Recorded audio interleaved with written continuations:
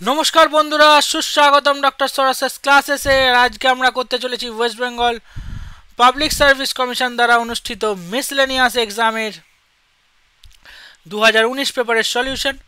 তো তোমাদের যদি আমাদের তরফ থেকে ফ্রি বা পেড ক্লাসেসের প্রয়োজন হয়, doubt clearing session, previous year question solution, mock test, study material, তাহলে তোমরা সমস্ত কিছুর জন্যই কল বা হোয়াটসঅ্যাপ করে নিতে পারো এই নাম্বারটিতে।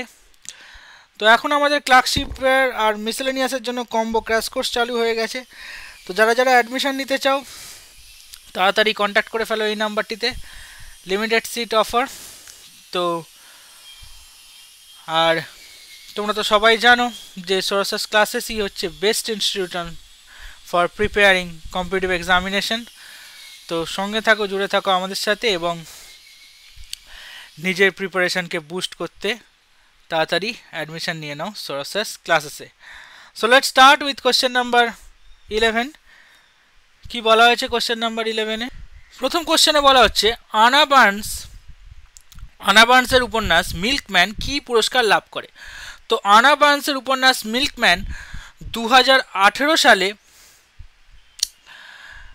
আনা বার্নসের উপন্যাস মিল্কম্যান 2018 সালে ম্যান বুকার পুরস্কার এইটি তিনি লাভ করেছিলেন।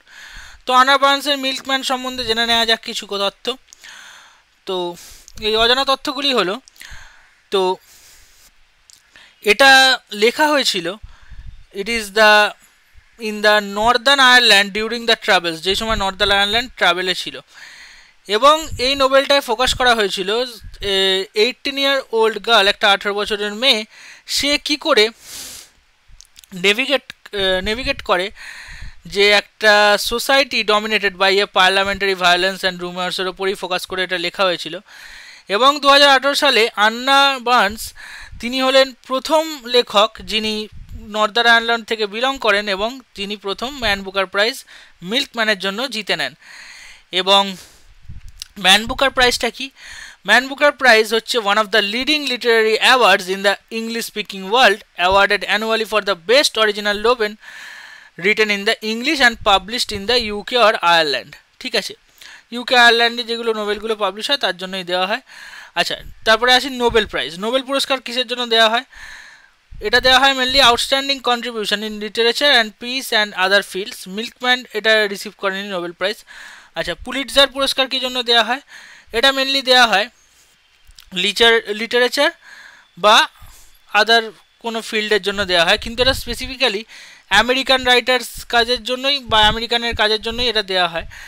আর এডগার পুরস্কারটা কী জন্য দেওয়া হয়?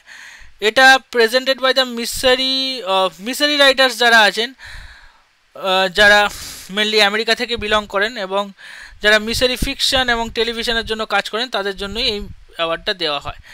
তো মিল্কম্যান তো এটার জন্য অ্যাওয়ার্ড পায়নি, তাহলে এখানে কারেক্ট অ্যান্সার কী হয়ে যাবে? Option C, man Booker prize বা ম্যান বুকার পুরস্কার এখানে একদম সঠিক উত্তর।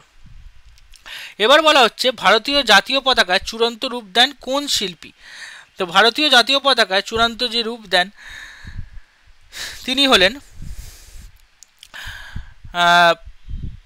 পিংলি ভেঙ্কাইয়া। অপশান নাম্বার সি এখানে সঠিক উত্তর। তো পিংলি ভেঙ্কাইয়ার সম্বন্ধেও কিছু গুরুত্বপূর্ণ তথ্য জেনে নেওয়া যাক। তো পিংলি ভেঙ্কাইয়া হলো একজন ভারতের স্বাধীনতা সংগ্রামী, অন্ধ্রপ্রদেশ থেকে যিনি বিলং করতেন এবং যার ফাইনাল ডিজাইনটাকেই ভারতবর্ষের জাতীয় পতাকার চূড়ান্ত রূপ দেওয়া হয়েছিল। তো আর্লি ডিজাইন 1921 সালে তিনি করেছিলেন একটা basic design, Indian national flag, যেখানে red and green bands represent to major religious communities in India, Hindu and Muslim, and the spinning wheel in the centre for the progress. আর স্বরাজ ফ্ল্যাগ ডিজাইন হয়েছিল, তারপরে national Congress তৈরি করেছিল যেটাকে স্বরাজ flag বলা হতো। Final design হয় 1947 সালে যখন ইন্ডিয়া স্বাধীনতা পায়। Venkaiah was the committee that made modification to the original design, and the spinning wheel replaced by the chakra from the Sarnath lion capital of Ashoka, and the white band was added to represent the peace of truth. এবং এটাকে adopt করা হয়েছিল 22শে জুলাই, জেনে রাখো ডেটটা, 22শে জুলাই 1947 সালে। ঠিক আছে, তাহলে এখানে কারেক্ট অ্যান্সার কী হয়ে যাবে? পিংলি ভেঙ্কাইয়া হলো correct answer. Sarojini Naidu freedom fighter, Acharya Kripalani freedom fighter, আর সর্দার বল্লভভাই প্যাটেল হচ্ছে তোমাদের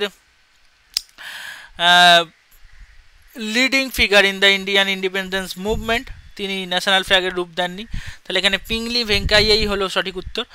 তারপরে বলা হচ্ছে কিডনির যে বৃক্ক পরিস্রাবন ইউনিট বা filtration unit of kidney is called, কি বলা হয়? পরিস্রাবন ইউনিটকে বলা হয় নেফ্রন। কি বলা হয়? Nephron. Nephron are the functional unit the kidney is responsible for the filtration and regulation composition of blood. ব্লাডকে পরিস্রাবন করতে বা রক্তের পরিস্রাবনের জন্য নেফ্রনটাই, পরিস্রাবন ইউনিটকে নেফ্রনই বলা হয়। তাহলে এখানে সঠিক উত্তর কি হয়ে যাবে? Nephron is the correct answer. তো এরকমই আরও অনেক ট্রিক জানতে বা আরও অনেক এরকম তথ্য জানতে তোমরা সঙ্গে থাকো, জুড়ে থাকো, পাশে থাকো সরাসরি ক্লাসের সাথে। আজকে পর্যন্ত এইটুকুই, আবার তোমাদের সাথে দেখা হচ্ছে নেক্সট ভিডিওতে। ধন্যবাদ।